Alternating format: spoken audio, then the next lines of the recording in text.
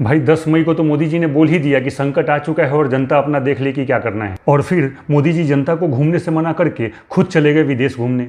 अब मोदी जी तो देश में है नहीं तो उनको छोड़ देते हैं और उनके मंत्रियों को पकड़ते हैं कि उनको कितनी चिंता है देश पर आए संकट की और वो कितनी मान रहे हैं मोदी जी की बात। 12 मई को भाजपा की पूरी वानर सेना गुवाहाटी में थी क्योंकि इन भाई साहब का राज तिलक था। डिफेंस मिनिस्टर राजनाथ सिंह गुवाहाटी से उड़े तो मंदिर दर्शन और मूर्तियों का अनावरण करने राजस्थान पहुंचे। National ethanol and told minister Nitin Gadkari सीधा बेंगलोर के लिए उड़े क्योंकि श्री श्री रविशंकर ने उनको अपने सत्संग में बुलाया था। आर्ट ऑफ लिविंग के सत्संग में आर्ट ऑफ लाइंग सीखने के बाद गडकरी साहब मुंबई और फिर पुणे और सोलापुर के लिए उड़ चले। उनके सारे एथनॉल की फैक्ट्री उधर ही है ना, तो शायद किसी जहाज में एथनॉल भरवाना रहा हो। गृह मंत्री अमित शाह गुवाहाटी से गिरे तो गांधीनगर में अटके।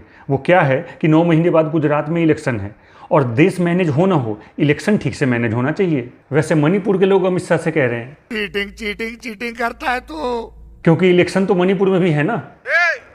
सफेद कपड़ा ओ अरे कुछ नहीं बोल रहा मोटा भाई, मुझे पागल कुत्ते ने काटा है जो आपके बारे में बोलूंगा।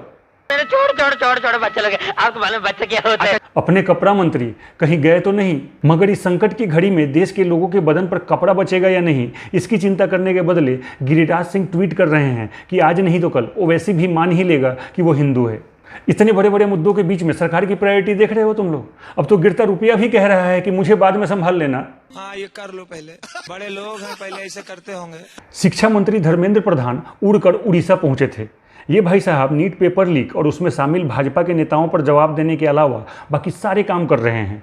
इनके ट्विटर टाइमलाइन पर पुरी के जगन्नाथ मंदिर के दर्शन की फोटो है, किसी कवि के काव्य पुस्तक के रिलीज करने का फोटो है, वट सावित्री व्रत और लोगों के जन्मदिन मरण दिन तक की शुभकामनाएं हैं। बस नहीं है तो नीट के 16-17 साल के स्टूडेंट्स के लिए भरोसा देता हुआ एक भी शब्द। तो भाई इन शॉर्ट बात यह है कि कोई बात नहीं है, बोलने के लिए कुछ बचा नहीं है और कितना भी दिखाने की कोशिश कर लो, दिख तुम्हें कुछ रहा नहीं है।